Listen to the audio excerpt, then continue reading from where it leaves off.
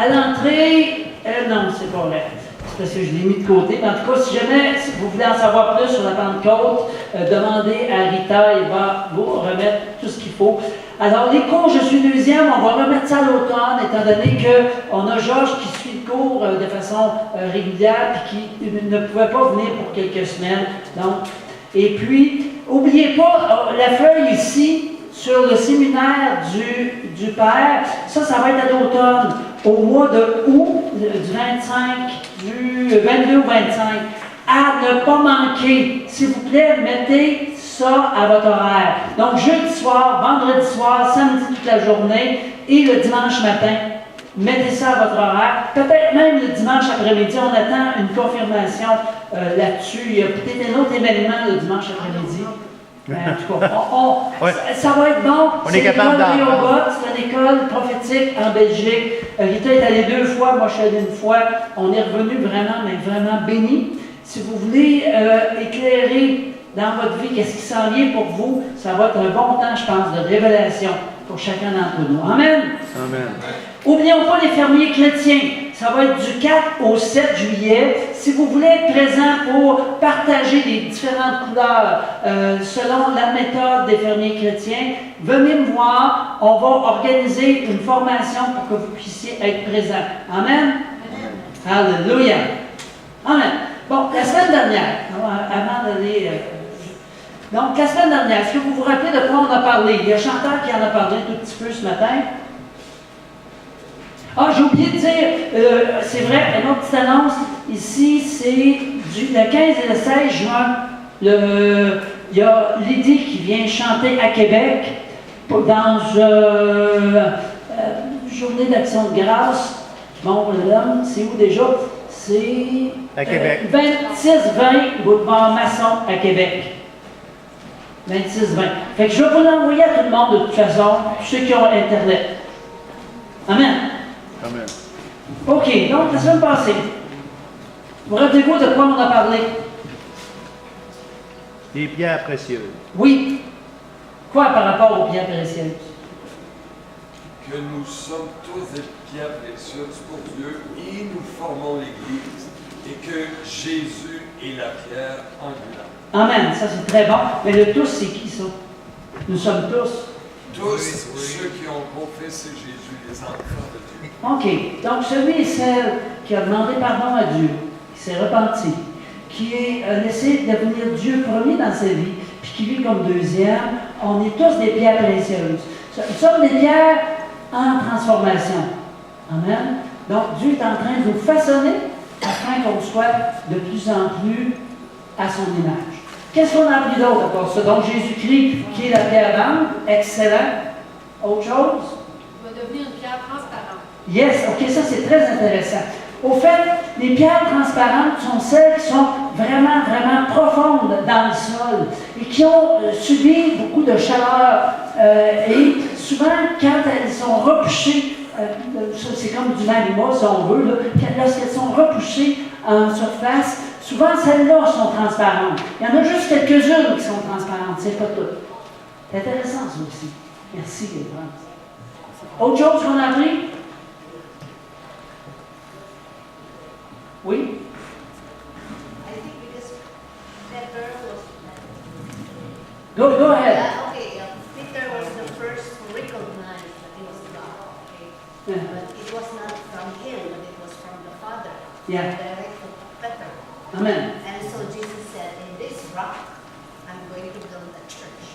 Uh-huh. It's just a promise. It's not really that Peter will be the church. Uh-huh. Amen. Alors, on a vu ici que lorsque Jésus a dit « Et vous, qui dites-vous que je suis? » Pierre a répondu « Tu es le Christ, le Fils du Dieu vivant. » OK? Et sur cette pierre, ou ce roc, plutôt, si on prend vraiment le mot grec, « Je bâtirai mon Église. » Alors ici, on a appris que ici, Jésus a redonné un nouveau nom, qui est Pierre, qui est le beau, si on veut, Pétros, qui est une petite pierre ou un caillou. Et sur cette pierre, cette déclaration que tu viens de faire que Jésus est le Christ, le Fils du Dieu vivant, je bâtirai mon Église. Et non pas Pierre qui devient le premier pape. C'est pas ça du tout. OK? Donc, c'est quand même très, très important de faire la différence ici. Excellent. Est-ce qu'on a appris autre chose?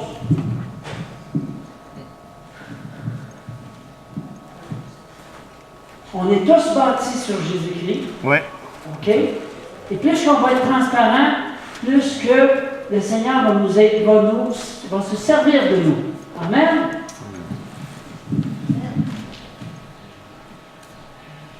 Comment de pierres mortes que nous étions, nous devenons des pierres vivantes, des pierres précieuses, des pierres de grande valeur, on l'a vu. Ça dit aussi dans 1 Pierre 2, les versets 4 à 5, approchez-vous de lui, pierre vivante. C'est qui celui? Dieu. Yes. Dieu. Rejeté par les hommes, mais choisi et précieuse devant Dieu. Et vous-même, comme des pierres vivantes, entrez dans la structure de l'édifice pour former un temple spirituel, un sacerdoce saint, afin d'offrir des sacrifices spirituels agréables à Dieu par Jésus-Christ. Alors, le sacrifice qu'il nous demande, c'est notre vie. C'est pas compliqué. On ne mène plus notre vie par nous-mêmes, mais on le remet entre les mains de Dieu. Amen? Amen. C'est un fait bien connu que ces pierres proviennent de trois substances. Ça, c'est assez intéressant et ça, c'est nouveau. Du sable, de l'argile et du charbon. Cela peut paraître étrange, mais la chose a été prouvée par les savants à la suite de nombreuses expériences. Quelqu'un dira, des choses aussi merveilleuses sont-elles donc faites de choses aussi ordinaires que de la poussière, de la terre et du charbon? D'où sommes-nous tirés? De quoi sommes-nous tirés nous-mêmes? De la poussière. Alors c'est grand. Voyez-vous, Dieu a toujours quelque chose de profond à nous enseigner à travers sa nature, à travers la création. Une pierre précieuse qui vient de la poussière. Nous, on est des pierres précieuses et nous venons aussi de la poussière. Wow! Amen! Donc, on est tous des pierres vivantes en chantier, comme on a vu la semaine passée. Notre valeur vient du fait que nous sommes des enfants de Dieu, pas de ce que nous pouvons accomplir. Si nous avons de la valeur, c'est à cause de ce que Dieu fait et non à cause de ce que nous faisons nous-mêmes. Amen. Et j'aime beaucoup cette diapo-là. France, on va commencer. C'est, au fait, quand on est transparent, quand on dit tout à Dieu, quand on révèle tout notre cœur au Seigneur, on devient transparent. Et lorsque la lumière de Christ passe à travers de nous, ça fait toutes les lumières, toutes les différentes couleurs de l'arc-en-ciel. Donc, le Seigneur peut nous utiliser de différentes couleurs pour les autres autour de nous. Amen. Donc, il nous donne une nouvelle identité qui sont toutes ces couleurs-là de l'arc-en-ciel qui sont en nous. Amen.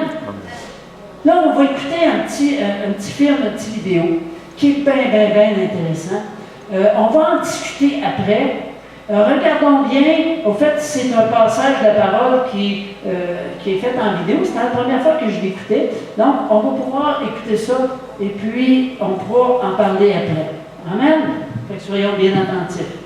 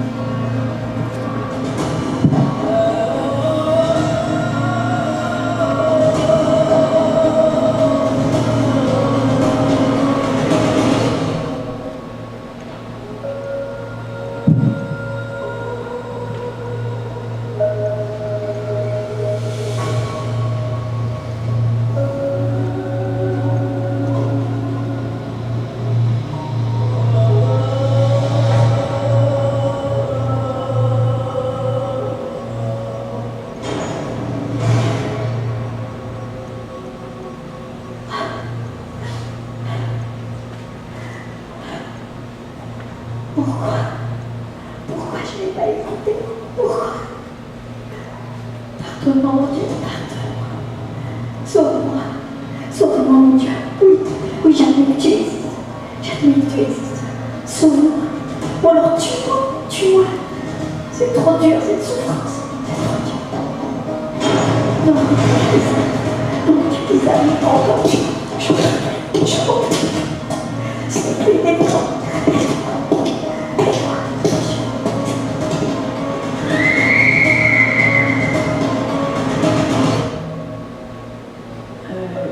Excuse-moi Sophie, mais je t'apprécie, je respecte ta religion, mais on est collègues et je trouve que pour moi la religion c'est très personnel et tes histoires de Dieu là ne m'intéressent pas du tout et franchement tu me déçois un peu.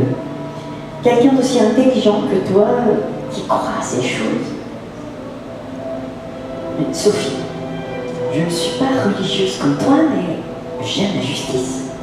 Je défends les causes des homosexuels, des pauvres, des faibles. Enfin, je te respecte, mais respecte le fait que je ne crois pas en ton Dieu. Jésus est un mythe. C'est une histoire inventée pour exploiter les faibles, genre donne ta joue gauche si on frappe la droite. Mais ouvre les yeux. Ok. Pardonne-moi si je t'ai choqué, Nicole, mais comprends-moi, tu es mon ami au travail et je t'aime bien, je t'aime beaucoup. Et imagine-toi voir quelqu'un se diriger vers un ravin, quelqu'un que tu aimes, tu ne l'avertirais pas? Sophie me parlait de Jésus, de son amour, de son sacrifice. Mais pour moi, c'était tellement absurde, une histoire impossible à croire, tellement illogique et irrationnelle. Sophie m'énervait, car même au travail, je vois bien que dès qu'elle est seule, même devant la machine à café, elle parle toute seule. En fait, elle prie. Quel fanatisme! Pour moi, les églises sont faites pour ça, et au boulot, c'est le boulot.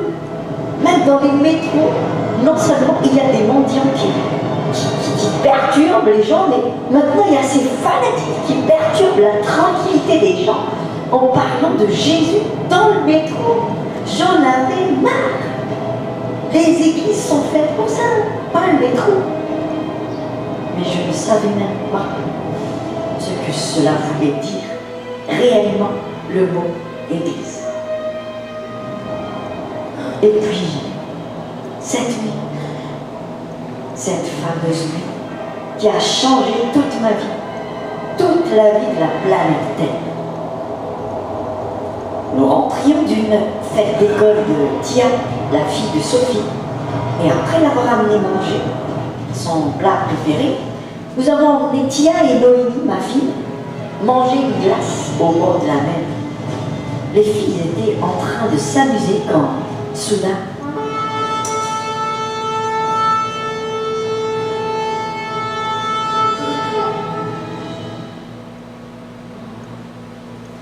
Nicole, t'as entendu? Ben oui, c'est un bateau. On est au bord de la mer. Non, c'est pas un bateau. Non, c'est bien. Ça commence.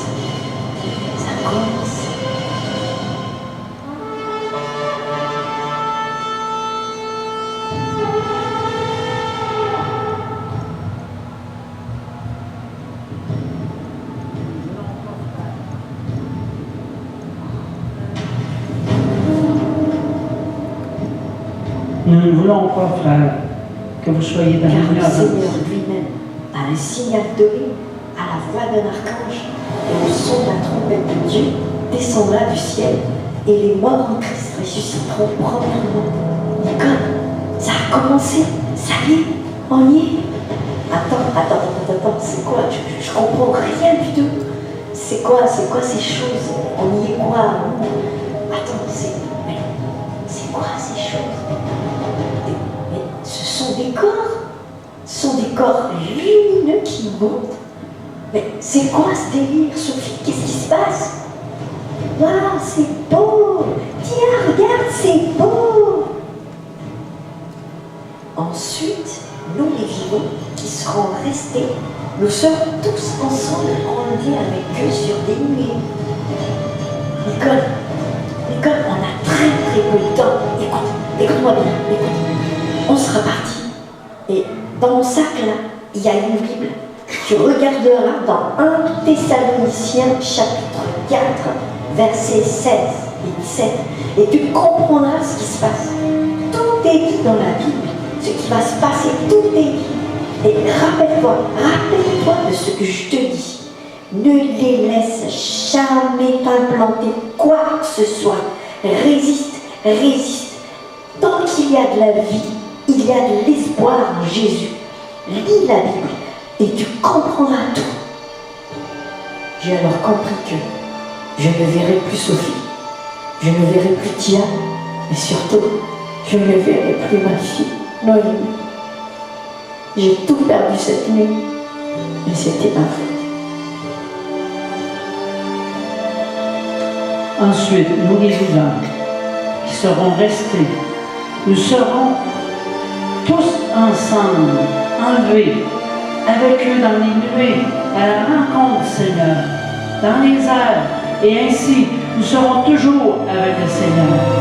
Consolez-vous donc les uns les autres par ces paroles.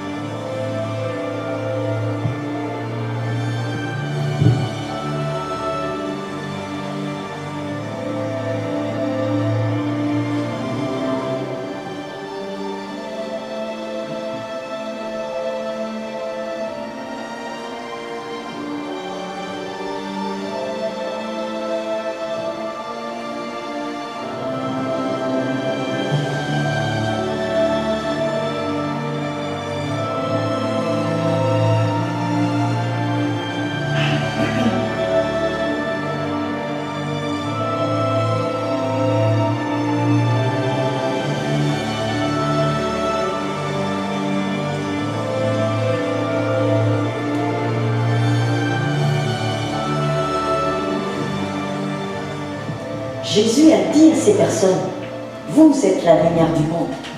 Ce jour-là, toutes les lumières du monde ont été enlevées de la terre.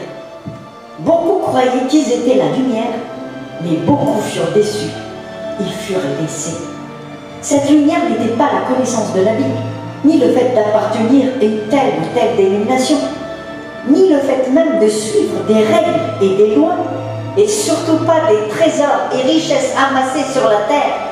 Mais cette lumière, c'était la présence du Christ, la présence de l'amour authentique du Christ en chacun de ces êtres enlevés, car ils avaient le cœur pur devant le Seigneur.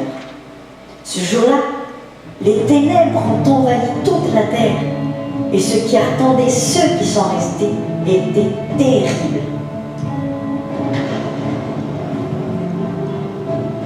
Persécution très dure pour les chrétiens non enlevés et qui choisissaient de garder leur foi. Mais c'était tellement dur que beaucoup ont renié Jésus. Maintenant, moi, la femme athée qui persécutait ceux qui prêchaient dans les métros, je regrette. Maintenant, car les métros sont désormais impraticables. À cause de l'insécurité, des agressions et les attentats quotidiens.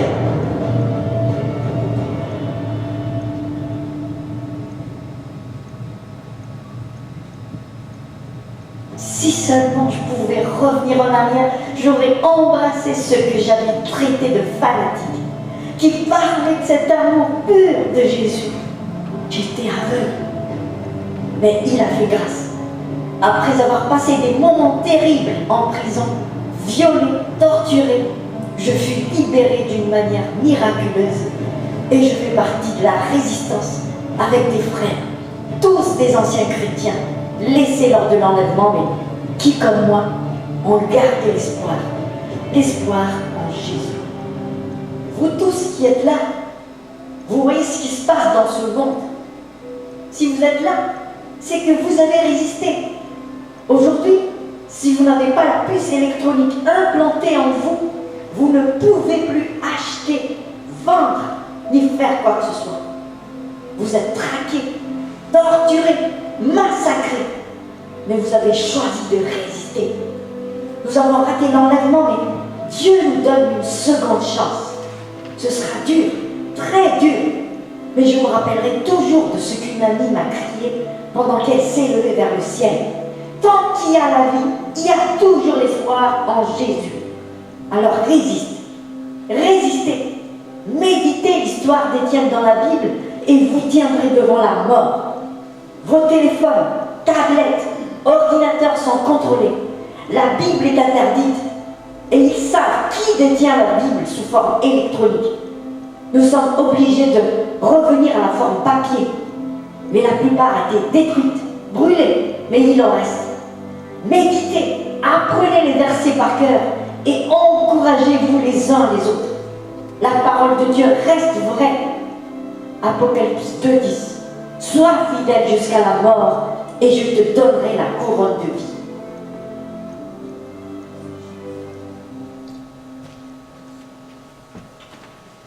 Je n'ai aucune prétention. Ce que je vous ai partagé, je l'ai reçu de Jésus, dit l'homme qui a fait ce film. J'étais gravement malade et je commençais à partir. Mais j'ai supplié le Seigneur, car mes enfants sont encore petits et il a fait grâce. J'ai reçu ce message et j'ai essayé de vous le transmettre. Personne ne sait ni la date ni l'heure. Il faut être prêt. Beaucoup seront laissés, car seront trouvés en train d'amasser des trésors de la terre, en négligeant l'amour de Christ. L'amour du Christ ne rime pas avec l'amour de l'argent. J'insiste, ce n'est pas l'argent qui est mauvais, mais l'amour de l'argent. Alors, à nous de nous examiner. Amour du Christ ne veut pas dire prétexte pour une compromission avec les péchés. Gardons la vérité, qui est la sainte doctrine. Amen.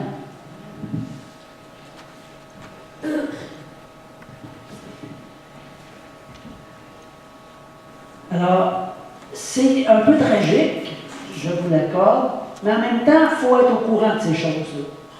Si Paul en a parlé dans 1 Thessaloniciens 4, je vous invite à aller le relire, ok, à partir du verset 13, oui. C'est que c'est important. Et à quelque part, il faut être vigilant. Et l'idée de voir de nous-mêmes, de nos yeux, ça peut augmenter notre désir d'être vigilant. Amen? OK. Est-ce qu'il y a donc dans ce petit vidéo-là, est-ce que vous aimeriez intervenir sur quelque chose? Est-ce qu'il y a quelque chose qui vous a frappé, quelque chose qui vous interpelle, ou vous avez une question? Je veux que ce soit un peu participatif. Oui, Nicole? Dieu qui donne la chance de se reprendre. Parce qu'on voit Nicole, elle a le vouloir. Ouais. Si elle est triste, elle est défaite, elle supplie Dieu et Dieu lui donne la chance. Elle va être sauvée. Amen. Amen. C'est intéressant de voir que même celui qui va enlever va avoir une deuxième chance. OK, intéressant. Amen. Ici, on voit que certains sont enlevés et d'autres pas. Ça dépend de quoi, ça? Oui, Ténin? C'est juste que moi, je voulais insister sur quelque chose, c'est qu'il faut faire l'effort d'éviter le péché. Amen. C'est pas parce qu'on crie ici tous les jours qu'on peut être sauvé. OK. Moi, toute la semaine, j'ai été frappé par ça. Même un petit, c'est que tu considères comme un péché, il vient que tu caresses. Tu peux te récaler, tu peux ne pas être dessus. C'est pas parce qu'on est pasteur, qu'on est évangéliste, qu'on est serviteur ou chante, qu'on va être sauvé. Faisons attention à nos comportements. Amen. Pourquoi insister sur le péché? Parce que c'est le péché qui disqualifie le chrétien du C'est vrai. Amen. La méchanceté, le mensonge, les critiques. Ton frère il est en train de passer, rien, tu le critiques, ou les médisances, l'idolâtrie, la calomnie, plein de choses qu'on néglige, mais qui peut te disqualifier. Faire l'effort de vraiment éviter ça. Même en français, il faut faire l'effort. Amen. Merci. Le péché, oui. Ça ouvre même les portes au diable. Même tu peux prier ici, mais quand tu demeures dans le péché, tu ouvres les portes au diable. Les Amen. maladies, Ouais. les esprits impurs commencent à t'attaquer pour t'exécuter. Parce que tu vis constamment dans le péché. C'est le problème de le péché. J'insiste dessus. Il faut en arriver à vraiment détester le péché. Moi, je dis qu'il y a une seule chose qu'on peut détester, une seule personne, Satan et son péché. OK? Maintenant, savez-vous d'où vient le mot sincère? On a parlé de transparence tantôt. Savez-vous d'où vient le mot sincère? Merci. Oui. Pour le saut. Ça. Bon, au fait, je vais l'expliquer peut-être. Ben oui. Déjà, on faisait des statues. OK? Quand on faisait une statue qui n'était pas tout à fait parfaite, on lui mettait un peu de cire pour la rendre parfaite. Mais lorsque le soleil tombait dessus, la cire fondait, finalement. Mais il y avait des statues qui étaient parfaites. Et elles étaient sans cire, sincères, sans cire, sincères. Alors, Ténin, je trouve ça très intéressant ce que tu as dit. En effet, il ne faut pas négliger tout ce qu'on fait qui n'est pas de Dieu dans notre vie. Ce n'est pas juste les péchés, c'est même les actions qu'on fait par nous-mêmes. Alors, c'est quoi la différence entre l'Église du Seigneur Jésus et son épouse? Entre l'Église du Seigneur Jésus, c'est qui ça, l'épouse de Jésus-Christ, dont il est question dans la Bible? L'épouse n'est pas toute l'Église, mais elle en fait partie. C'est qui ça, l'épouse? Si on prend l'exemple que Marie Mascotte a développé Oui. en rapport avec l'aimant, le Saint-Pierre d'Isaac, Rachel, Isaac, il compare ça à Dieu, Saint-Esprit, c'est son serviteur, Rachel, c'est lui, le croyant, Isaac, c'est Jésus. Mm. L'épouse, c'est celle qui se prépare, Amen. c'est celle qui se questionne sur ce qui est Jésus. C'est tout le temps qu'on va vivre sur cette terre qui se questionne, qui veut connaître Jésus, qui veut s'approcher, qui se prépare pour le grand repos, si on peut dire. Amen. Les noces. Amen. Amen. Oui, Max? L'église, c'est tout le monde qui est réuni dans l'assemblée. C'est-à-dire que l'épouse, c'est celle qui met sa parole en pratique. OK, c'est intéressant. Au fait, je pense que je vais mettre l'autre diapo. Il y a des chrétiens qu'on dit charnels, et il y a des chrétiens qu'on dit spirituels. Alors, plus qu'on est sincère, plus qu'on est transparent, plus qu'on aime le Seigneur, plus que, aussi, que je dirais, qu'on se soumet à la volonté de Dieu. Et cette soumission-là de la volonté de Dieu, elle commence par la soumission à ceux que Dieu a placés comme responsables, autant dans le gouvernement que dans l'Église. Le Seigneur a appelé 5 ministères pour nous rendre de plus en plus matures et parfaits. OK? Alors, c'est dans tout ça que le Seigneur va choisir son épouse.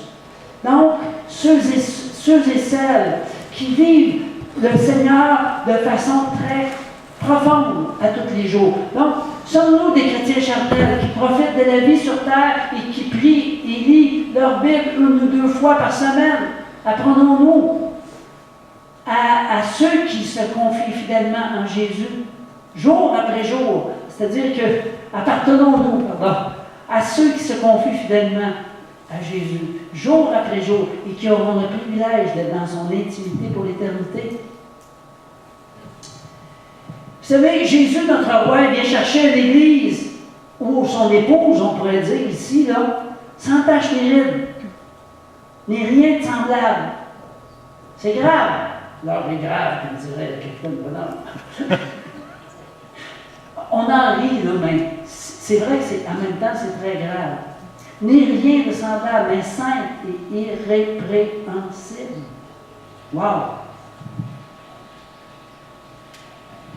Et le Seigneur nous dit, Dans Matthieu 24, 44, vous aussi, tenez-vous. Prêt. Tenez-vous quoi? Prêt. Es-tu prêt? C'est important. Comme vous le voyez, certains sont vraiment imprudents. Ils vont manquer ce rendez-vous-là. Qu'est-ce qu'on doit faire pour ne pas manquer ce rendez-vous-là? Pour être choisi parmi l'épouse du Seigneur. Être fidèle à chaque jour. Amen. C'est une question de chaque jour, de chaque minute, de chaque seconde qu'on vit. C'est avoir cette relation-là avec lui vivante. Chercher de sa face. Se soumettre. Mais se soumettre à lui, comme j'ai dit tantôt, ça commence par se soumettre aussi aux personnes que Dieu met devant nous. Il y a ça aussi. Amen. Donc, il y a 3 éléments, la repentance. Nous devons laver chaque jour notre robe dans le sang de l'agneau, c'est-à-dire en confessant nos péchés, en se repentant. Premier point, repentance. C'est un point très, très important. Deuxièmement, faire la volonté de Dieu. On a parlé. Donc, nous ne devons pas nous conformer au siècle présent, mais nous devons discerner quelle est la volonté de Dieu, ce qui est bon, agréable et Parfait. parfait. Dans Romains. Et troisièmement, cette relation-là, quotidienne, continuelle avec Dieu. Gardons de l'huile dans notre âme, en entretenant une relation quotidienne avec Dieu et son Esprit Saint. Vous savez, le Seigneur nous a envoyé cet esprit. C'est pas juste une petite colombe qu'on met de temps en temps comme décoration dans la maison. Saint-Esprit, c'est pas ça. Saint-Esprit, c'est à travers cette relation-là qu'on a avec lui. Il veut nous baptiser de son Saint-Esprit. Il veut qu'on ait cette puissance du Saint-Esprit dans nos vies et qu'on le transmette autour de nous. Amen. Restons donc vigilants, puisque nous ne savons pas ni le jour ni l'heure où le Fils de l'homme viendra, nous dit Matthieu. N'en doutons pas, ce jour est proche. Où en est ma réserve d'huile? On a vu les 10 vierges. Les 10 vierges représentent l'Église. Il y en a 5 qui étaient sages. Qu'est-ce qu'elles avaient? Il y a l'huile dans leur. L'huile représente quoi? La consécration du Saint-Esprit. 5 avaient de l'huile. Et 5 n'en avaient pas. On peut-tu dire que c'est 50%? Ça serait-tu 50% de l'Église qui ne sera pas prête? Qui ne sera pas reconnue comme l'épouse? Je ne sais pas. Point d'interrogation. Dieu attend des chrétiens engagés à 100%. Si on a abandonné notre premier amour, c'est le temps, là. Je te le dis, là. Si tu as abandonné ton premier amour, reviens à lui. De tout ton cœur. Parce qu'il faut la garder allumée, notre flamme. Notre huile, là, il faut qu'il y en ait. Sinon, notre flamme s'éteint. Prenez garde et veillez et priez. Ce que je vous dis, je le dis à tous. Veillez. Jésus insiste sur le fait de veiller. Mais veiller à quoi? Sur les signes des derniers temps, sur l'apostasie, sur l'accomplissement de sa parole, bien sûr, mais surtout et avant tout sur nous-mêmes. Veillons sur nous-mêmes. Amen? Sur notre âme, sur notre réserve d'huile, sur notre amour pour lui, sur notre consécration, centrée sur le Seigneur, sur notre propre marche avec le Seigneur. Amen? Si vous ne servez pas Dieu, vous aurez tendance à vous endormir. C'est pour ça que l'Église est là. C'est pour pouvoir le servir. Il y a 1001 choses à faire dans une Église. Ben, viens puis joins-toi à nous. Viens puis dis c'est quoi tes dons, tes talents. Claude nous en a parlé. Moi, j'en ai parlé à travers la parabole des mines. Claude, à travers la parabole des talents, c'est ça? Amen. On a parlé beaucoup. C'est ensemble qu'on va faire avancer le royaume de Dieu. Sois fidèle. Fidèle dans tes dîmes, fidèle dans l'assemblée, dans la présence, le dimanche, les vendredis. Sois fidèle. Et Viens avec tes dons pour servir. Amen. Cherchez, premièrement, le royaume et la justice de Dieu. L'Esprit du Seigneur est sur moi, a dit Jésus. Et je pense aussi qu'on peut dire ça sur chacun d'entre nous, qui aimons le Seigneur par-dessus tout. Il m'a consacré par l'onction pour proclamer la bonne nouvelle, pour annoncer la liberté et le salut. Dimanche dernier, pendant la pratique de louange, on a vraiment fait comme on a fait ce matin, c'est-à-dire adorer Dieu. Et pendant ce temps-là, il y a eu des révélations. Il y a Jean qui a eu une révélation complétée de France, et il y a Julie aussi. Et ces révélations-là sont dans votre feuille qu'on vous a donné en entrée. Jean, est-ce que tu peux venir partager cette révélation-là?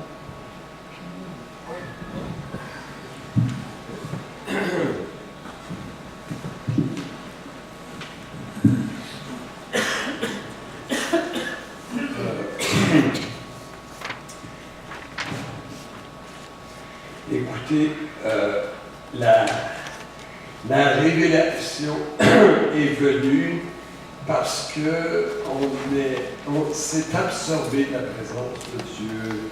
On a cherché Dieu ensemble en tant qu'Église. On a prié, on s'est vraiment arrêté. Et moi, le Seigneur m'a montré, excusez, je suis comme ému, juste d'en parler. Ça a été un moment charnière où Dieu m'a permis de voir que son Église est rendue à une époque où vraiment il faut se réveiller, il faut aller de l'avant parce que Dieu nous appelle à vraiment le servir et à œuvrer pour lui.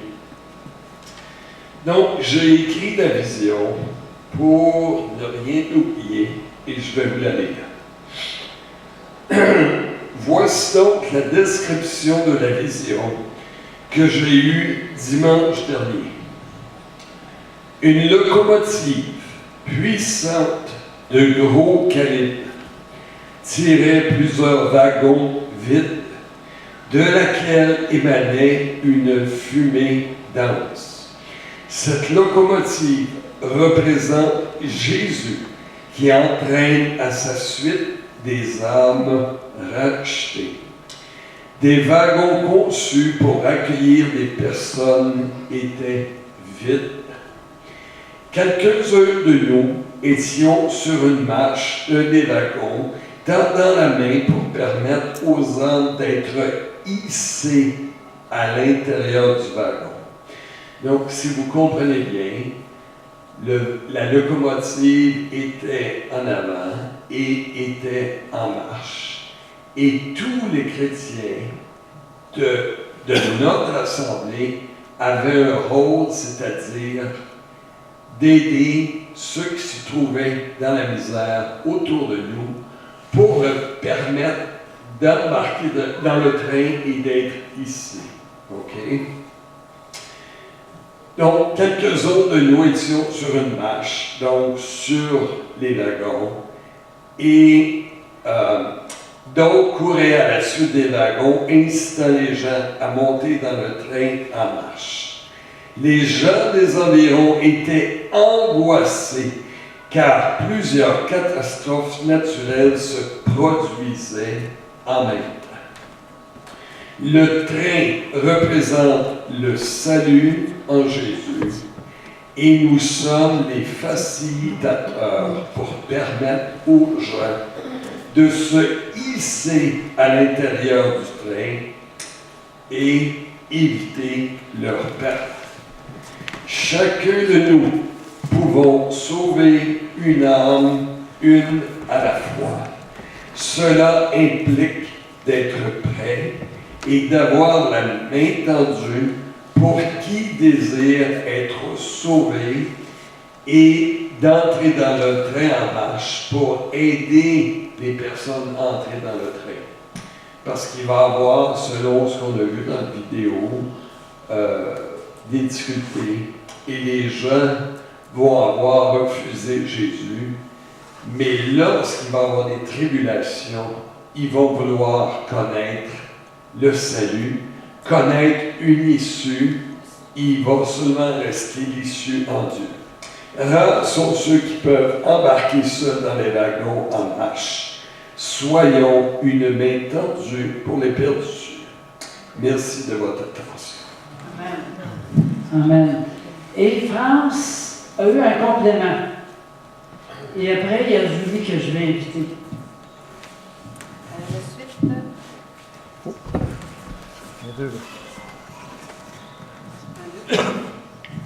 Micro 1. La suite de la vision de Jean. Les gens qui voudront monter dans le train nous auront insultés ou offensés dans le passé. Nous devrons faire preuve de compassion, pardonner et surtout ne pas hésiter à les faire monter dans le train. Une main tendue sans hésitation. Nous ne serons pas 50 personnes pour les aider, mais pas 2 personnes non plus. Ceux qui seront là pour aider les gens devront être inébranlables en Jésus-Christ. Lorsque France m'a partagé que ceux qu'on va aider, souvent, pas souvent, mais ça risque d'arriver que ces personnes-là vont pouvoir nous avoir offensés. Puis le pardon de Dieu va être mis en application. Moi, Dieu m'a montré 2 personnes très très précises avec qui les liens ont été coupés, mais qu'à ce moment-là, le lien va reprendre parce qu'il va y avoir tellement de tribulations qui vont chercher une issue. Ça va être à moi de leur présenter le salut parce que je les connais bien.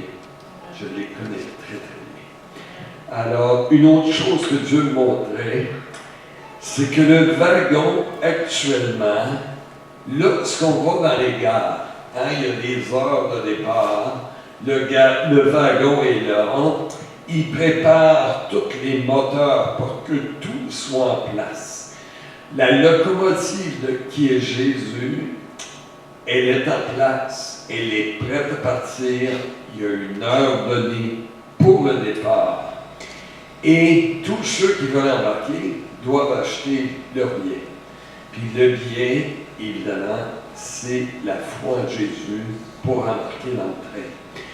Donc, en ce moment, le train est à la gare et il va y avoir une heure donnée où le train va prendre son départ. Donc, on est appelés vraiment tous à rester prêts aux taquets pour tendre la main à ceux qui sont perdus. Amen. Amen.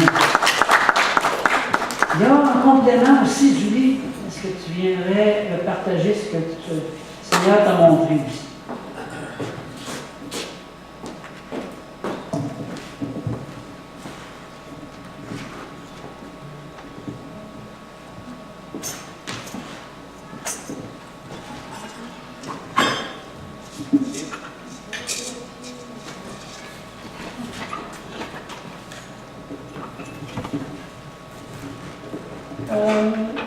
Alors, moi, ma vision, j'avais pas assez de mots pour pouvoir décrire ce que j'ai ressenti, ce que j'ai vu.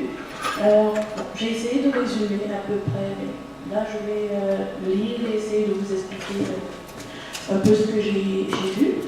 Alors, j'ai été, durant notre temps d'adoration, je me suis retrouvée transportée dans un autre lieu.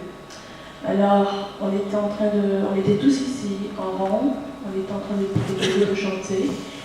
Et à un moment donné, je me suis vue sortir de mon corps. Et je me voyais assise, je voyais tout le monde autour.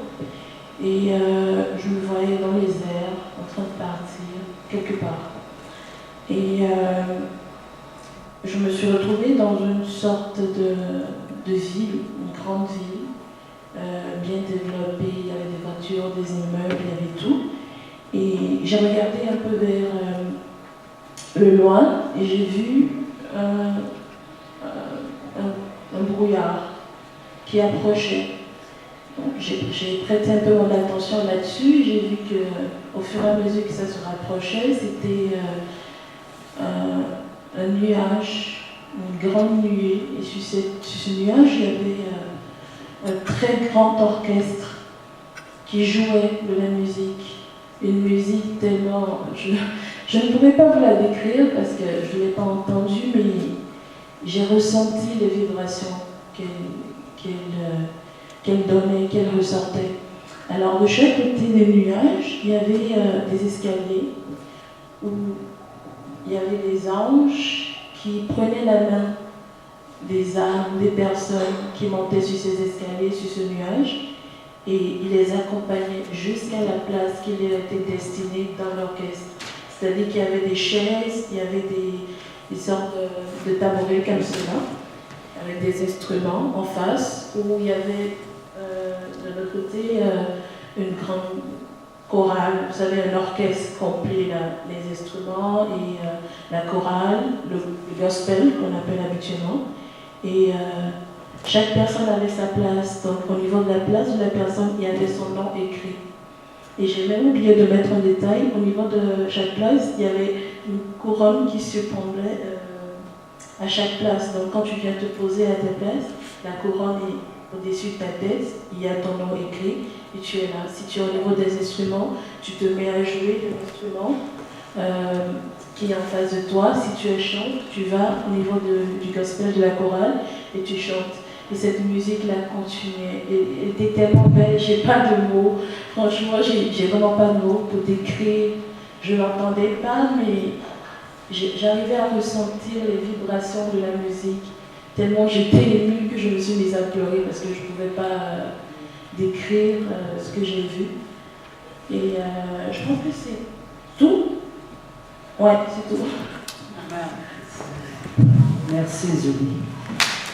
Amen. On ne sait pas l'heure, le moment. Mais le Seigneur, je pense que ce qu'il nous dit premièrement, c'est prépare-toi. Sois prêt. Aie soif. Faim du Seigneur. C'est le temps ou jamais. Et que chacun d'entre nous, on a peut-être un billet pour le ciel, mais seulement certains vont être choisis comme épouse. Et ça, d'autant plus, l'épouse va être enlevée dans la présence de Dieu. Et le Seigneur veut vraiment nous utiliser, chacun d'entre nous. C'est-à-dire, le Seigneur veut nous faire cette grâce de nous donner la joie de tendre la main à ceux qui sont perdus.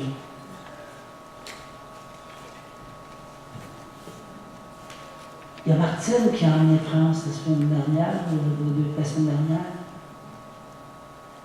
Et il y a Julie qui a une amie aussi, là où est-ce qu'elle habite, à Lévis. Il y a Jérémie qui a des amis aussi. Il y a Jean qui témoigne.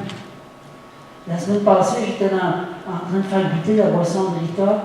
Il y a une femme qui est venue, puis j'ai vu qu'elle cherchait des sortes de pierres de guérison dans la boutique où j'étais. À la sortie, elle m'a dit qu'elle faisait de la couffaine. J'ai prié pour elle.